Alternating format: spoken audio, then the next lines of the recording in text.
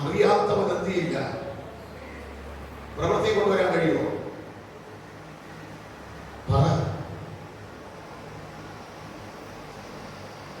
എലിഫാസ് ജനിച്ചത് യേശാവിന്റെ പുത്രനാണ്.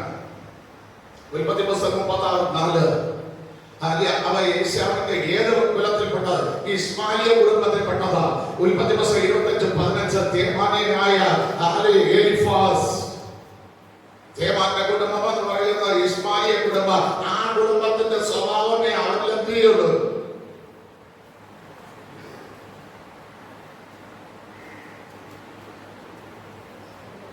അവനിലുണ്ടാകും. അവ വന്ന ദൈവത്തിന്റെ പുസ്തകം 2-ാം അധ്യായം 11-ാം വാക്യത്തിൽ ആശ്വസിപ്പിക്കാൻ വന്നവൻ, ആശ്വസിപ്പിക്കാൻ പുസ്തകം. ഞാൻ അത് നോക്കിയാ പറഞ്ഞത്, വാച്ച് നോക്കിയാ പറഞ്ഞത്. 2:11 വായിച്ചോ.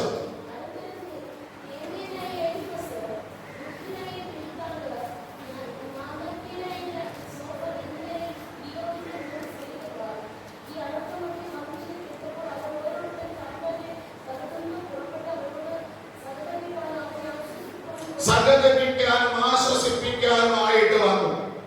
ഇവർ പറഞ്ഞ വാക്യങ്ങൾ എലിഫാസ് പറഞ്ഞ 4-ാം അധ്യായം അതിന്റെ 7-ാം വാക്യമായിരുന്നു. 4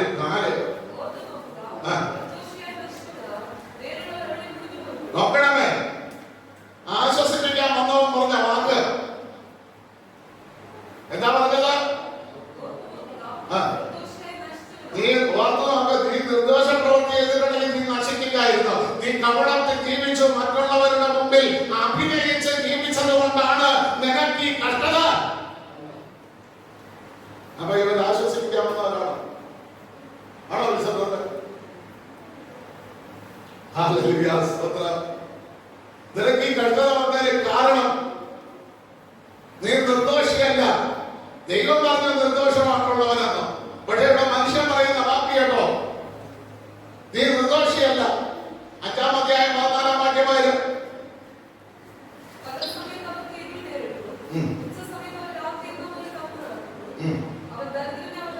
അല്ല, 5-ാം അധ്യായം 4-ാം വാക്യമായിരുന്നു.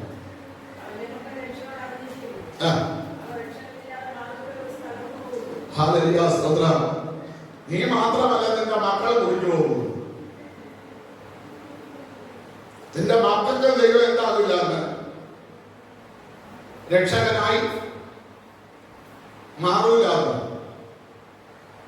ഇനി 15-ാം അധ്യായം 12-13 വാക്യമായി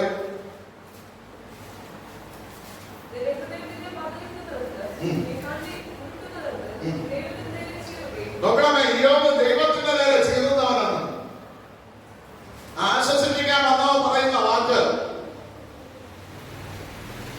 എടാ ദൈവത്തിന്റെ നേരെ ചെയ്യുന്ന നിന്നെ ആരടാ വിളിക്കും?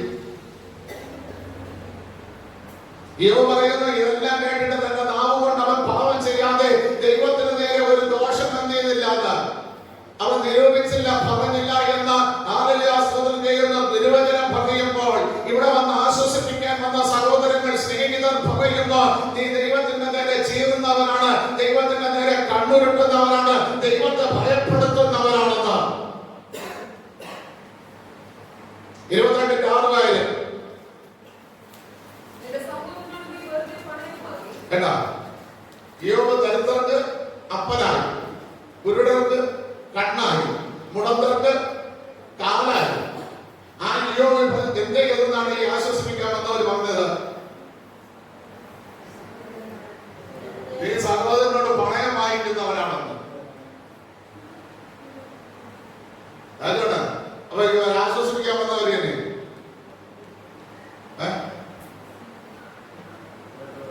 അതാണ് യോബ് പറഞ്ഞത്, നിങ്ങൾ വന്ന് എന്നെ ആശ്വസിപ്പിക്കാനല്ല. പ്രിയ ദൈവങ്ങളെ, ഈ സ്വഭാവം നമ്മളിൽ ആർക്കും ഉണ്ടാവരുത്.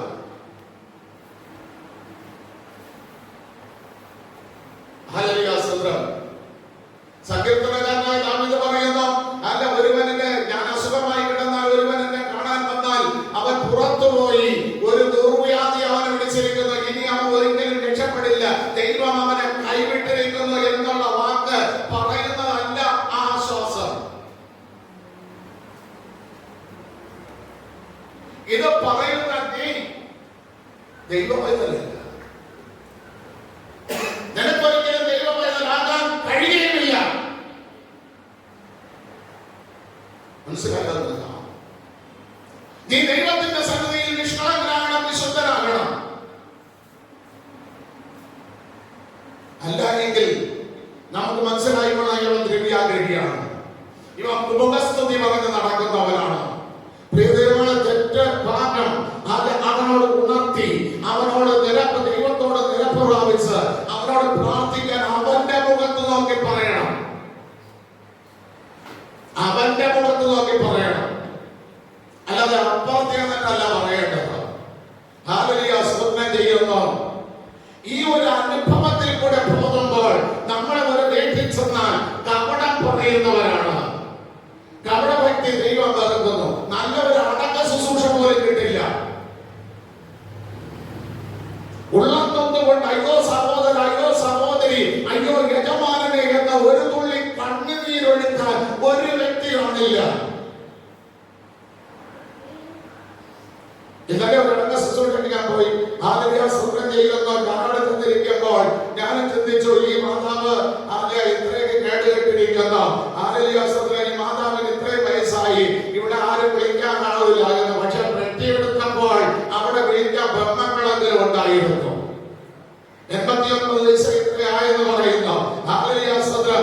ആ പെട്ടി എടുത്തപ്പോൾ അവരെ ചുംബിച്ചുകൊണ്ട് അത്രയും ദിവസം അവർ കൊടുത്ത കഷ്ടത, അവർ കൊടുത്ത വേദന, ഈ രോഗക്കിടക്കയിൽ കിടന്നുകൊണ്ട് അവരുടെ യൂറിനെടുക്കണം, അവരെ വൃത്തിയാക്കണം, ഇതെല്ലാം മനസ്സിൽ ചിന്തിക്കുമ്പോൾ ഈ അമ്മ വന്ന് മരിച്ചാൽ മതി എന്ന് ചിന്തിക്കുന്ന മക്കളായിരിക്കാം. പക്ഷേ ആ പെട്ടി എടുത്തപ്പോൾ അയ്യോ എന്റെ അമ്മ, ഇനി ഞാൻ ആരെ കാണുമെന്ന് പറഞ്ഞുകൊണ്ട് ആ പെൺമക്കൾ നിലവിളിക്കുന്ന നിലവിളി കാണാൻ കഴിഞ്ഞു. പ്രിയ ദൈവമക്കളെ, ഞാൻ നിങ്ങളോട് പറയാം, ഹല്ലേലൂയ, സ്തോത്രം, അങ്ങനെ കരയാൻ ഒരു തുള്ളി കണ്ണുനീരൊഴുക്കാൻ നിങ്ങൾക്ക് ആരുമില്ല എങ്കിൽ നിങ്ങൾ ജനിച്ചത് വെറും കാട്ടുകഴുതയായി. അങ്ങനെ കണ്ണുനീർ എത്ര വയസ്സാകട്ടെ, 100 വയസ്സാകട്ടെ, നിങ്ങൾക്ക് വേണ്ടി കരയാം. നിങ്ങൾക്ക് വേണ്ടി ഒരു തുള്ളി കണ്ണുനീർ ഒഴുക്കാൻ ഇല്ല എങ്കിൽ യോബിന്റെ പുസ്തകത്തിൽ യോബിനോട് അവർ പറയുന്ന ഒരു വാക്കുണ്ട്. ആര്യാസ്വത്രം ചെയ്യുന്ന കാട്ടുകഴുതയും മനുഷ്യക്കുട്ടിയായി ജനിച്ചു, അതുകൊണ്ടാണ് നിനക്ക് ഈ കഷ്ടത വന്നത്. പക്ഷേ അങ്ങനെയല്ല, യോബ് കാട്ടുകഴുതയല്ല, യോബ് ദൈവത്തെ തന്നെയാണ്, യോബ് നിർമ്മലൻ തന്നെയാണ്, യോബിനെ ദൈവം അനുഗ്രഹിച്ചവൻ തന്നെയാണ്. അതുകൊണ്ട് അവന്റെ 10 മക്കളെയും ദൈവം അനുഗ്രഹിച്ച് അവന്റെ പെൺമക്കളെ പോലെ സൗന്ദര്യമുള്ളവർ ആരും ദേശത്തുണ്ടായിരുന്നില്ല. അത് മാത്രമല്ല, തന്റെ കഷ്ടകാലം കഴിഞ്ഞ ഈ 140 വർഷങ്ങൾ വീണ്ടും സമൃദ്ധിയിൽ ജീവിച്ചെങ്കിൽ ഒരു കഷ്ടത വന്നു എന്ന് പറഞ്ഞുകൊണ്ട്, ഒരു വേദന വന്നു എന്ന് പറഞ്ഞുകൊണ്ട്, ഒരു തളർച്ച വന്നു എന്ന് പറഞ്ഞുകൊണ്ട് ആരെയും നമ്മൾ വിലയിരുത്തരുത്. ആരെയും വിലയിരുത്തരുത്. വിലയിരുത്തിയാൽ അത് ദോഷം. ഹല്ലേലൂയ, സ്തോത്രം. യോബിന് വന്ന കഷ്ടത അതിന്റെ ആസ്വദനം ദൈവം അറിഞ്ഞിട്ട് കൊടുത്തത് തന്നെയാണ്. ദൈവം അറിഞ്ഞിട്ട് കൊടുത്തത് തന്നെയാണ്.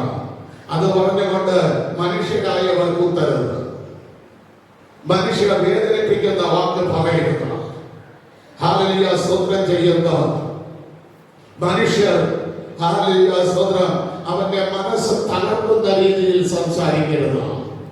യോബിന് രോഗം വന്നപ്പോൾ കൂട്ടുകാർ പറഞ്ഞത് എന്തെന്നറിയാമോ? എന്താ പറഞ്ഞത്? യോബിന്റെ ദേഹത്തെ ചോർപോട്ട് കഷ്ണം കൊണ്ട് പുരട്ടി പുഴുക്കൾ പുറത്ത് ചാടുമ്പോൾ ഈ പറയുന്നു, രാത്രിയായെങ്കിൽ കൊള്ളാമെന്ന്. രാത്രിയായപ്പോൾ പറയുന്നു, അയ്യോ നേരം വെളുത്തെങ്കിൽ കൊള്ളാമായിരുന്നു എന്ന്.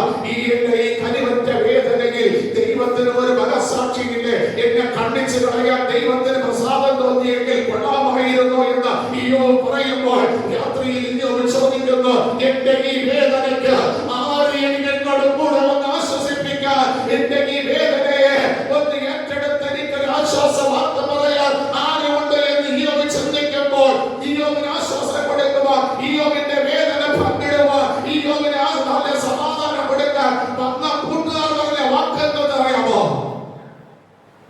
എന്ത് പറഞ്ഞു? എന്ത് പറഞ്ഞു? പ്രിയ ദൈവമക്കളെ, ഈ തിരുവചനം തന്നിരിക്കുന്നത് പേടി മാറാനില്ല. തലയുടെ അടിയിൽ വെച്ച് കിടന്ന ദുസ്വപ്നങ്ങൾ കണ്ട് ഹാലിൽ കാണാതെ ഇരിക്കാനുമല്ല, വായിക്കാൻ.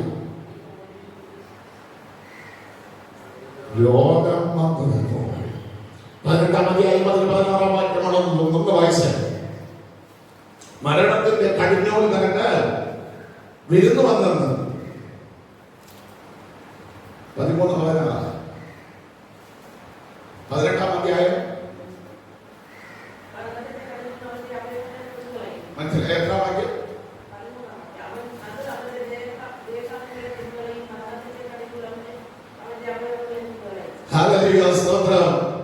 നിന്റെ ശരീരത്തിൽ വന്നത് നിന്റെ അവയവത്തിൽ നിന്നുള്ള മരണത്തിന്റെ കടിഞ്ഞൂലാണെന്ന്. നിന്റെ മരണം കൊണ്ട് ഈ വേദന നിനക്ക് തീരുള്ളത്. പ്രിയ ദൈവമേ, ഇതൊക്കെ എടുത്ത് വേദനിക്കുന്ന രോഗമുണ്ടെങ്കിൽ, വേദനിക്കുന്ന അനുഭവമുണ്ടെങ്കിൽ, വേദനിക്കുന്ന കണ്ണുനീരുണ്ടെങ്കിൽ, നിന്റെ ശരീരത്തിൽ ഉണ്ടാകുന്ന വേദന വരുമ്പോൾ ആ വേദനയുടെ ഭാഗത്ത് ഇങ്ങനെ മാറോട് ചേർത്ത് വെച്ച് കരം വെച്ചിട്ട് കർത്താവേ, ഈ രോഗം വന്നപ്പോൾ എല്ലാവരും പറഞ്ഞു മരണത്തിന്റെ കടിഞ്ഞൂലാണെന്ന് വന്നതെന്ന്. പക്ഷെ ഈ രോഗത്തിന് മരണത്തിന്റെ കടിഞ്ഞൂലല്ല വന്നത്. ഒരു ഉയർച്ചയുടെ അനുഭവം ലഭിക്കാനാണെങ്കിൽ, ഒരു വിടുതലിന്റെ അനുഭവം ലഭിക്കാനാണെങ്കിൽ, ഒരു ഉയർച്ചയുടെ അനുഭവം ലഭിച്ചുകൊണ്ട് തന്നെ നിന്ദിച്ചവർക്ക് വേണ്ടി പ്രാർത്ഥിക്കാൻ ദൈവം ഒരു അവസരം ഒരുക്കേണ്ടതിനായിട്ടാണ് ഈ രോഗം വന്നതെങ്കിൽ, കർത്താവേ, എനിക്ക് വന്ന രോഗം, എനിക്ക് വന്ന പ്രതികൂല എന്റെ തളർച്ചയ്ക്കാകരുത്, എന്റെ വേദന കുടിക്കാനാകരുത്, എന്റെ കണ്ണുനീരിൽ അവസാനിക്കുന്നതാകരുത്, നിന്നയിൽ ഞാൻ തീരുന്നതാകരുത്. എനിക്ക് ഈ തളർച്ചയിൽ നിന്ന് ഒന്ന് ഉയർത്തെഴുന്നേൽക്കാൻ, എന്ന് ഉയർത്തെഴുന്നേൽക്കാൻ കർത്താവേ എനിക്ക് കൃപ തരണമേ. ഈ പ്രാർത്ഥന ദൈവവചനം എടുത്ത് പ്രാർത്ഥന. ഹല്ലേലൂയ, സ്തോത്രം.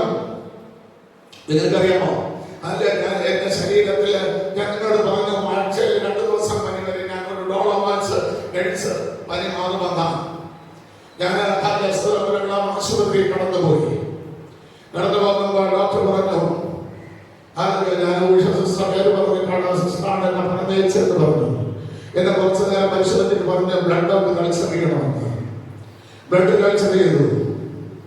കൾച്ചർ ചെയ്തപ്പോൾ 12% ബ്ലഡ് വേണം. എനിക്ക് 6.5 എന്നെ തന്നെ തിരിച്ച് വിളിച്ചിട്ട് പറഞ്ഞു, ചോദിച്ചു സുഖമാണോ ഇങ്ങോട്ട് വരുമെന്ന്. ഞാൻ പറഞ്ഞു, എനിക്ക് വണ്ടി ഓടിക്കുമ്പോൾ സത്യമാണ്. ഇപ്പൊ ഞാൻ വെള്ളം എടുത്തപ്പോഴും എന്റെ കൈ എന്ത് ചെയ്തു, വിറച്ചു. ഞാൻ പറഞ്ഞു, വണ്ടി ഓടിക്കാൻ പറ്റില്ല കഴിച്ച് ഞാൻ ഫോണിൽ കൂടെ പ്രാർത്ഥിക്കാം, എനിക്ക് വിറയലുണ്ടെന്നോ. എന്ത് ഭാഷ കാണുന്ന ഞാൻ പറഞ്ഞു, എനിക്ക് ബ്ലഡ് കുറവൊന്നും. എത്രയുണ്ട്? എനിക്ക് 6.5 ഉള്ളത്. എനിക്ക് 7% ഉണ്ടായിരുന്നിട്ട് എനിക്ക് അനങ്ങാൻ പറ്റില്ല. 7 താഴോട്ട് വരുമ്പോൾ ഞാൻ വിറച്ചു പോകുന്നു. അടുപ്പിന്റെ മൂട് വരെ പോകാൻ കഴിയുന്നില്ല, അടുക്കളയിൽ കയറാൻ കഴിയുന്നില്ല. അസുഖം ചെയ്യുന്ന എനിക്കൊരു തുണി എടുത്ത് മുറുക്കാൻ കഴിയുന്നില്ല. അപ്പോൾ എന്റെ ഡോക്ടർ പറഞ്ഞത് ആണുങ്ങൾക്ക് 12% വേണമെന്ന്, എങ്കിലും നേരെ നീക്കാൻ കഴിയുള്ളെന്ന്. ഞാൻ എന്തെങ്കിലും വന്നിവിടെ ശുശ്രൂഷിക്കുമ്പോൾ ഈ 3 മാസം കൊണ്ട് എവിടെയെങ്കിലും നേരെ നീക്കാത്ത ഒരു അനുഭവം നിങ്ങളുടെ മുമ്പിൽ ഉണ്ടായോ? ഈ 3 മാസം കൊണ്ട് നിങ്ങൾ പറ, എന്തെങ്കിലും ഒരു അനുഭവം എനിക്കുണ്ടായോ? പറയുക. എല്ലാ രാത്രിയും ഞാൻ ദൈവത്തോടെ കേൾക്കാം. എന്നെ ശക്തനാക്കുന്നവൻ മുഖാന്തരം ഞാൻ സകലത്തിനും മതിയായവൻ. തിരുവചനം ഓർത്ത പ്രാർത്ഥന. നിന്റെ വേദനകളിൽ ഇറങ്ങി വരുന്ന ഒരു ദൈവം, നിന്റെ തളർച്ചകളിൽ ഇറങ്ങി വരുന്ന ഒരു ദൈവം, നിന്റെ ബലഹീനതകളിൽ നിന്നെ ശക്തനാക്കാൻ ഇറങ്ങി വരുന്ന ഒരു ദൈവം നിന്നോട് കൂടെയുള്ളപ്പോൾ നീ എന്തിന് ഭയപ്പെടണം? നീ എന്തിന് ഭയപ്പെടണം? ആളുകൾ എന്തോ പറയട്ടെ, നീ മരിക്കാൻ വേണ്ടി വന്ന രോഗമാണെന്ന് പറയട്ടെ, നീ തകർന്നു പോകാൻ വേണ്ടി വന്ന രോഗമാണെന്ന് പറയട്ടെ, ആലസ്വത്രം ചെയ്യുന്ന നിന്റെ കുടുംബത്തിലെ നന്മ മുഴുവൻ നഷ്ടപ്പെടുത്താനായിട്ട് നിനക്ക് വന്ന രോഗമെന്ന് ആൾക്കാർ പറയട്ടെ. പക്ഷേ നിന്നെ കൈപിടിച്ചുയർത്തുമ്പോൾ, നിന്നെ അനുഗ്രഹിക്കുമ്പോൾ, എത്ര രൂപ നിനക്ക് രോഗത്തിൽ നഷ്ടപ്പെട്ടുവോ അതിന്റെ ഇരട്ടി മാനിക്കുവാൻ എന്റെ ദൈവം നിന്നോട് കൂടെയുണ്ട്. എന്റെ ദൈവം നിന്നെ ശക്തനാക്കാൻ അതിനുവേണ്ടി ദൈവത്തിന്റെ കൃപയില ആശ്രയിക്ക. ദൈവത്തിന്റെ കൃപയില. യൂദ പറഞ്ഞൊരു വാക്യം എന്തെന്നറിയാമോ? ഭിന്നതയുണ്ടാക്കുന്നവർ ഭിന്നതയുണ്ടാക്കട്ടെ, കലക്കമുണ്ടാക്കുന്നവർ കലക്കമുണ്ടാകട്ടെ, പക്ഷെ നീ നിന്നെ തന്നെ സൂക്ഷിച്ചാൽ മതി. അല്ലേ? 21 യൂദയുടെ പുസ്തകം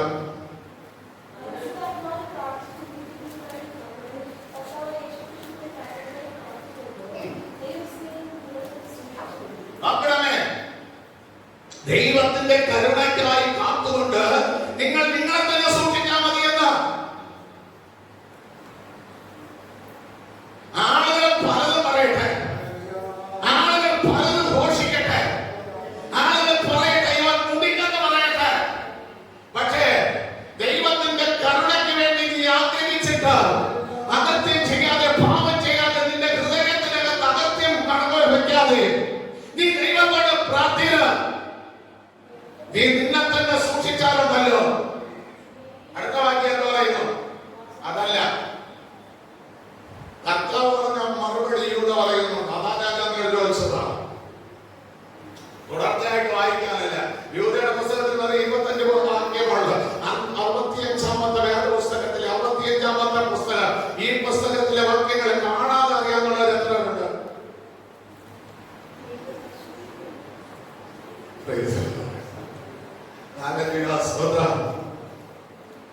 അപ്പൊ നിങ്ങൾ ശരിക്കും പറഞ്ഞ വിശ്വാസികളല്ല.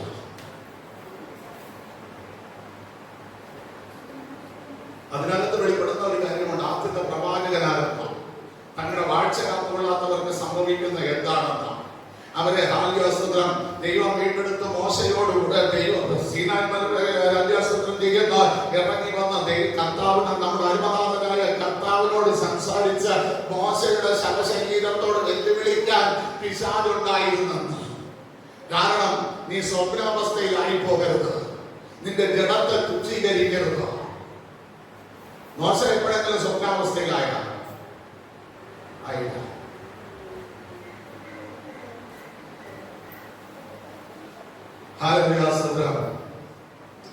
മോശയ്ക്ക് വാഗ്ദത്തം നഷ്ടപ്പെടാൻ തന്നെ കാരണം അതാണ്. ദൈവം പറഞ്ഞു, ഈ ജനം വെള്ളത്തിന് വേണ്ടി പിറുപിറുക്കുന്നു, ഞാൻ എവിടെ നിന്ന് വെള്ളം കൊടുക്കുമെന്നൊക്കെ ചോദിച്ച് പിറുപിറുക്കുമ്പോൾ ദൈവം പറഞ്ഞു, നീ നിനക്ക് ഞാൻ തന്ന ദൈവത്തിന്റെ വടിയും എടുത്തുകൊണ്ട് ഓരോ പർവ്വതത്തിന്റെ മുകളിൽ നിന്ന് പാറയോട് കൽപ്പിക്കാൻ പറഞ്ഞു. പക്ഷെ അവനെന്ത് ചെയ്തു? ജനത്തിന്റെ വാക്കിൽ താൻ ആരൊക്കെയാണെന്ന് ചിന്തിച്ചു. അതാ സ്വപ്നത്തിന്റെ അവസ്ഥ. ആസ്പത്രം ചെയ്യുന്ന തിരുവചനം പറയുന്നു, ഇരഞ്ഞാവ് പറയുന്ന സ്വപ്നത്തിൽ ഉണ്ണും, പക്ഷേ മുടക്കമണിഞ്ഞിരിക്കുമ്പോ വിശന്നിരിക്കും. സ്വപ്നത്തിൽ കുടിക്കും, പക്ഷേ മുടക്കമണരുമ്പോ ദാഹിച്ചിരിക്കും. സ്വപ്നത്തിന്റെ അവസ്ഥയിലുള്ള അവസ്ഥയിൽ അവനെന്ത് ചെയ്തു? പാറയെ നേരത്തെ ഞാൻ അടിച്ചതല്ലേ, ഇപ്പോഴും അവൻ അടിച്ചു കളയാ, നിന്നോട് പറഞ്ഞത് അവൻ മാറ്റി. വാഗ്ദത്തം നഷ്ടപ്പെട്ടു. നീ സ്വപ്നത്തിന്റെ അവസ്ഥയിലാകരുത്. ആരെങ്കിലും പറഞ്ഞ പ്രവചനത്തിന്റെ പുറകിലാകരുത്. ദൈവവചനം എന്ത് പറയണമെന്ന് നോക്കിയിട്ട് ആ വചനത്തിന്റെ കീഴിൽ നീ ആകണം. ദൈവം നിന്നോട് പറഞ്ഞതുപോലെ നീ ആകണം. യൂദയുടെ പുസ്തകം 24-ാം വാക്യം ഒന്ന് വായിക്കാം.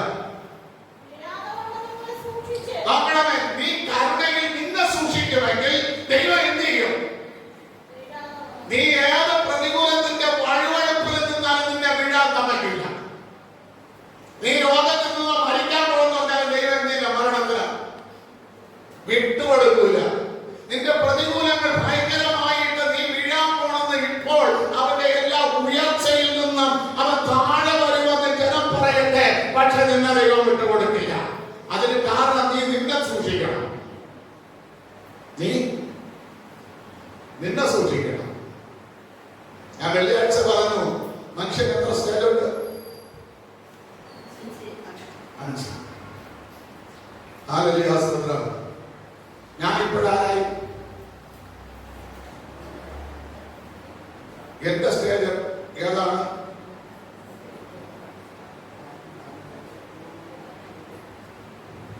ലാസ്റ്റ് സ്റ്റേജാണ്, അപ്പൂപ്പന്റെ സ്റ്റേജാണ്. തന്നെ അപ്പൂപ്പന്റെ സ്റ്റേജ് ലാസ്റ്റ് സ്റ്റേജ്. ഈ ലാസ്റ്റ് സ്റ്റേജിൽ എനിക്ക് എന്തിനു വേണം? ഞാനാണ് ലാസ്റ്റ് സ്റ്റേജിൽ എന്ത് വേണം എനിക്ക്? ജ്ഞാനം വേണമെന്ന് ഞാൻ വെള്ളിയാഴ്ച പറഞ്ഞത് രണ്ടും പറഞ്ഞു. 4 ശ്രദ്ധ എവിടെയെങ്കിലും വായിച്ചിട്ടുണ്ടോ? എവിടെയെങ്കിലും വായിച്ചിട്ടുണ്ടോ? നമ്മൾ വായിച്ചിട്ടുണ്ടോ? ഈ ദിവസം വിലയാണ് 2-ാമത്തെ ആയാണ് നിങ്ങൾ വായിച്ചതേ. പക്ഷെ എനിക്ക് വിശാലയുടെ ചോദ്യത്തിനടുത്ത്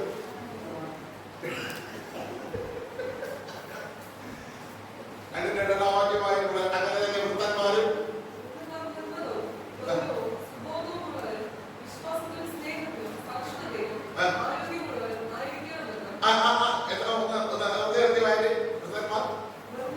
നിർമ്മല വിനയമുള്ളവരായിരിക്കണം. അല്ല ഞാനാണ് ഇവിടെ ഇരിക്കുന്ന ഞാൻ രാജമാണ്, അതാണ് നിസ്സംബന്ധ രാജാണ്. മര്യാദയ്ക്ക് വിനയമുള്ളവരായിരിക്കണം മക്കളെ. പിടികിട്ടിയാന്ന് പിടികിട്ടിയ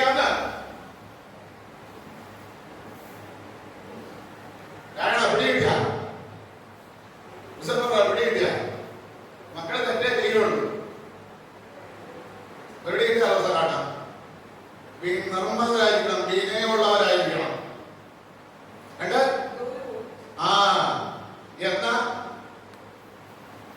ഇവിടെ നിൽക്കാൻ പറഞ്ഞാൽ മക്കൾ എന്ത് ചെയ്യണം? അവിടെ നിൽക്കണം. ഗൗരവമുള്ളവരായിരിക്കണം. ഇപ്പൊ നമ്മൾ ആരാണ്? ഗൗരവമുള്ളവരായിരിക്കുമ്പോ എനിക്കൊരു മാനമാണ്. എന്റെ മാന വെച്ച് പറയാം, അവൻ വയ്യ എന്റെ ഇല്ല. ഈ സ്വഭാവം നമുക്ക് വേണം. അവൻ നമ്മളെ വിട്ടു വയ്യാൽ ഒരു ഗുളിക വാങ്ങണമെങ്കിൽ നമ്മൾ ആരെങ്കിലും കെഞ്ചണം. മക്കളെ ഇത്തിരി വരുവാണ്, അവരുടെ വീട്ടിൽ മരുന്ന് വാങ്ങിപ്പാടാ എന്ന സുബോധം മക്കൾ നഷ്ടപ്പെട്ടാൽ ഉണ്ടാകുന്നതാണെന്ന് സുബോധമുള്ളവരായിരിക്കണം. അടുത്തവരുടെ വിശ്വാസം ഉണ്ടായിരിക്കണം. ദൈവത്തിൽ വിശ്വാസം ഉണ്ടായിരിക്കണം. ഭക്തന്മാര് എവിടെയെങ്കിലും ഒട്ടു അതെ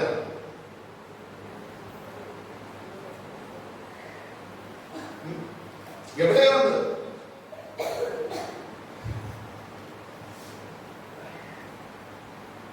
വചനം ഞാൻ പറയാം. ആദ്യം മുതലായവനെ നിങ്ങൾ അറിഞ്ഞിരിക്കാനും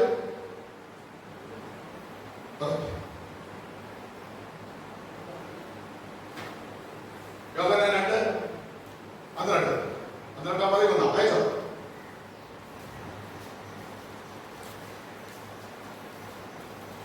യോഹന്നാൻ 2-ാം അധ്യായം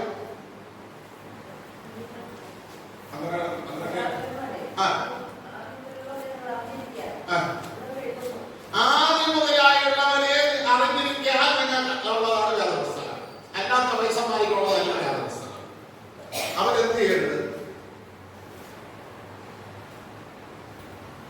60 വയസ്സിന് മേൽക്കഴിഞ്ഞ് അവർ മനസ്സിലായ വേദപുസ്തകത്തിൽ എവിടെയൊക്കെ എന്തൊക്കെ എഴുതിയിട്ടുണ്ടെന്ന് വ്യക്തമായിട്ട്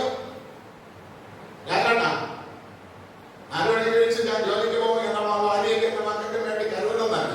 ഇതിലുള്ള ആദ്യമായവന്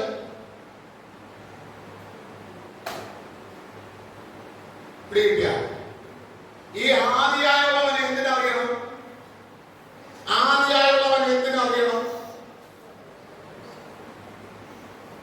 ആദ്യമായുള്ള ദൈവത്തെ എന്തിനറിയണം? ദൈവത്തിന്റെ സ്നേഹത്തെ കുറിച്ച് അറിയണമെങ്കിൽ ആദ്യമായുള്ളവനെ അറിയണം. അതാണ് പറയുന്നത്, വിശ്വാസത്തിലും സ്നേഹത്തിലും. തന്റെ ഏകജാതനായിരിക്കുന്ന മകനെ ലോകം നശിച്ചു പോകാതിരിക്കാതിരിക്കേണ്ടതിന് ലോകത്തിന് തരുവാൻ തക്കവണ്ണം ലോകത്തെ സ്നേഹിച്ചു. നമ്മളിലുള്ള എല്ലാം നമ്മളെ മക്കളെടുത്തോണ്ട് പോയിരുന്നാലും മക്കളെ സ്നേഹിക്കും. അമ്മയപ്പന്മാരെ പിടിച്ചു മറിക്കുന്നവർ നാശത്തിന്റെ സഖി എന്ന് വേദപുസ്തകം എഴുതിയിട്ടുണ്ട്. എങ്കിലും നമ്മൾ മക്കളെ എന്ത് ചെയ്യണം?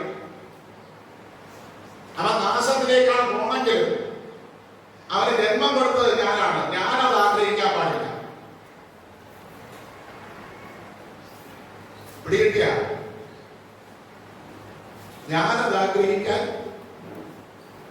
പാടില്ല.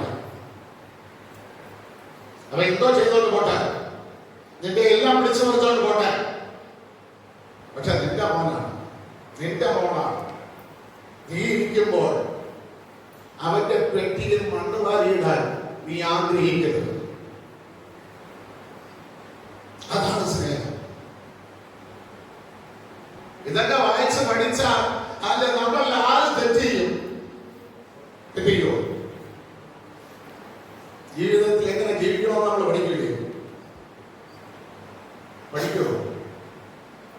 ഇത് വായിച്ചതായി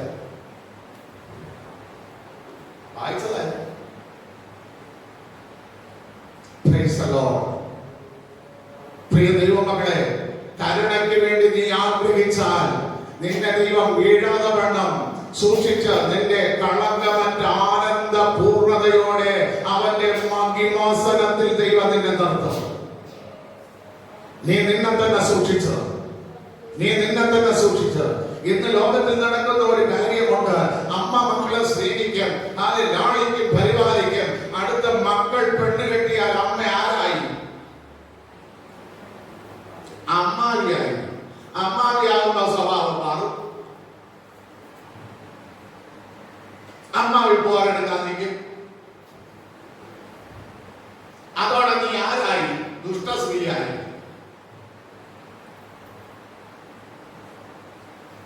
നമ്മുടെ സ്റ്റേജ് മാറുന്നതിനനുസരിച്ച് നമ്മുടെ സ്വഭാവം മാറരുതെന്ന്. സ്റ്റേജ് മാറുന്നുള്ള സ്വഭാവം മാറരുത്. സ്വഭാവം മാറുമ്പോഴാണ് പ്രശ്നം. നീ എങ്ങനെ നിന്റെ മകനെ സ്നേഹിച്ചോ അതേപോലെ നിന്റെ മരുമകളെ സ്നേഹിക്കണം. ഇവിടെ പറയും, ഞാനിവിടെ വന്നത് കുത്തിയിരുന്ന് പ്രാർത്ഥിച്ചാണ് അവന് ജോലി കിട്ടിയത്. ഗീത സിസ്റ്റർ അമ്മ പറയും, ആ കുത്തിയിരുന്ന് പ്രാർത്ഥിച്ചതുപോലെ മരുമകൾക്ക് വേണ്ടി എന്തെങ്കിലും പ്രാർത്ഥിച്ചിട്ടുണ്ടോ? അവരുടെ പോരെടുക്കുന്നതിന് എന്തെങ്കിലും പ്രാർത്ഥിച്ചിട്ടുണ്ടോ? അപ്പൊ സ്റ്റേജ് മാറിയില്ലേ? സ്വഭാവം മാറിയില്ലേ? നമ്മൾ കൊടുക്കുന്നതെല്ലാം നമുക്ക് തിരിച്ചു കിട്ടും. അതിൽ കൂടുതൽ എന്തെങ്കിലും ആഗ്രഹിക്കാൻ നമുക്ക് വോയിസ് ഉണ്ടോ?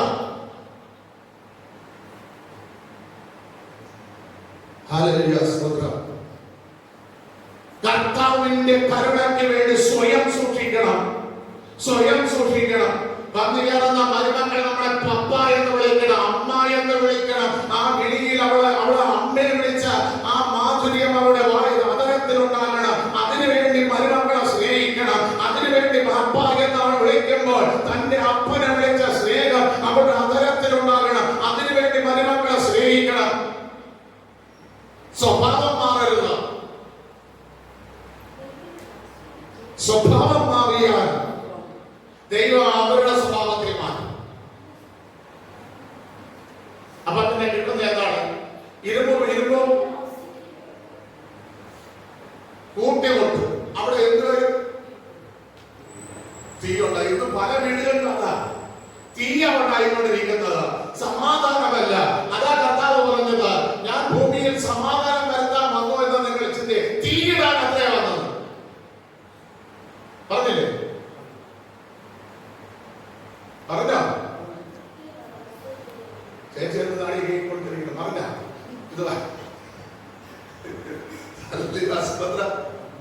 ഇത് പറഞ്ഞോ? ഞാൻ സമാധാനം വരുത്താൻ വന്നു എന്ന് ചിന്തിക്കരുത്. ഒരു തീയിടാൻ അത്രേ വന്നിരിക്കുന്നത്. എങ്കിൽ ഇത് രണ്ടിനാലും ഞാൻ ജനം വന്ന്, പക്ഷെ എനിക്കൊരു സ്നാനമേൽപ്പാനുണ്ട് എന്ന പകൽക്കാലം. പ്രിയ ദൈവമക്കളെ, ആരോഗ്യത്തിൽ നമ്മൾ വിശ്വസ്തരാകുക. അപ്പനായെങ്കിലും അമ്മാവനായെങ്കിലും അമ്മാവിയായെങ്കിലും അപ്പൂപ്പനായെങ്കിലും മക്കളായെങ്കിലും നമുക്ക് ഓരോ സ്റ്റേജിൽ നമുക്ക് ദൈവം തന്നിരിക്കുന്ന ഒരു പ്രവൃത്തിയുണ്ട്, ഒരു ദൗത്യമുണ്ട്. ആ ദൗത്യത്തിൽ നമ്മൾ വിശ്വസ്തരായി തീരണം. ആ വിശ്വസ്തരായാൽ വിശ്വസ്തന്മാർ എവിടെയിരിക്കും? കർത്താവിന്റെ തൃക്കരത്തിൽ. കർത്താവിന്റെ തൃക്കരത്തിൽ. ഞാനവനെ എന്റെ ഉള്ളങ്കയിൽ എന്ത് ചെയ്തിട്ടുണ്ട്? അപ്പൻ മറക്കട്ടെ, അമ്മ മറക്കട്ടെ, മക്കൾ മറക്കട്ടെ, അല്ല സകലരും മറക്കട്ടെ, പക്ഷേ ഞാൻ നിന്നെ എന്റെ തൃക്കരത്തിൽ വഹിച്ചിട്ടുണ്ട്. ഒരു പ്രസവിച്ച അമ്മ നിന്നെ മറന്നു പോയാൽ മറക്കാത്ത സ്നേഹവുമായിട്ട് ഞാൻ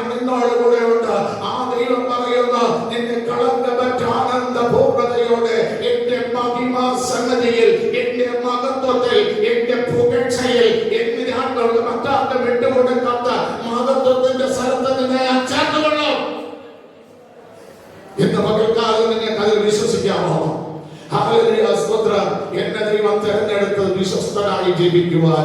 എന്നെ ദൈവം തെരഞ്ഞെടുത്തത് ആര് അവിശ്വസ്തനായി, ദ്രവ്യാഗ്രഹിയായി, ദുരാഗ്രഹം ആഗ്രഹിക്കുന്നവനായി ജീവിതത്തിൽ പല ചിന്തകൾ കൊണ്ടുവന്ന് സ്തോത്രം ചെയ്യുന്ന ഞാൻ തകർക്കപ്പെടുവാനല്ല എന്റെ ദൈവം എന്നെ വിളിച്ചത് എന്ന് വിശ്വസിക്കുന്നവർ ആ കരങ്ങളെ അടിച്ച് ദൈവത്തിന് മഹത്വം കൊടുത്തുകൊണ്ട് അല്പസമയം ആത്മാവിൽ ആരാധിച്ച് ഹല്ലേലൂയ കർത്താവേ എന്ന് കേട്ട തിരുവചനങ്ങൾ എന്നെ വിശ്വസിക്കുന്ന ജീവിതത്തിലേക്ക് എന്നെ ജന്മനായി കേട്ടുകൊണ്ട് ഹല്ലേലൂയ സ്തോത്രം ചെയ്യുന്ന ദൈവപ്രവൃത്തി വെളിപ്പെടുത്തുവാൻ സ്വന്തം ഇടങ്ങളിലുള്ള ഈ പരത്താൽ ദൈവം ഇടപെടേണ്ടതിന് എല്ലാം അടിച്ചുകൊണ്ട് ദൈവത്തിന്റെ കർത്താവേ എന്നെ രീതിയിൽ വിളിച്ചു